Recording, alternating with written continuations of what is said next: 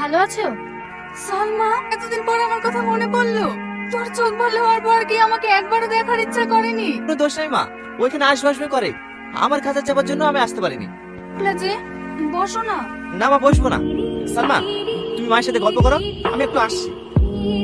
কাকা, আপনার সাথে আমার কিছু কথা আছে। কথা বাপ, আপনার ছেলের সঙ্গে যে ব্যাপারটা করেছি, এটা করা আমাদের ঠিক হয়নি। তার জন্য আমরা দুঃখিত। আপনি আমাদেরকে ক্ষমা করে দিন। ক্ষমা চাওয়ার কি আছে? আমার ছেলের সঙ্গে সবাই এইরকমই ব্যবহার করে। জানো বাপ, আমার ছেলে কিন্তু আগে এরকম ছিল না। আর সকালে আমার স্ত্রীকে আপনি কি বলতে যাচ্ছিলেন? না না, আমিও কথা বলতে পারবো না। অশান্তি হবে না কাকা, আপনি বলুন। বিয়ের আগে তোমার স্ত্রী এই ঘাট দিয়ে প্রতিদিন পার হতো। সামার, কি রে? এতক্ষণ আসতে পারলি? আর একটু আসতে পারছিলি?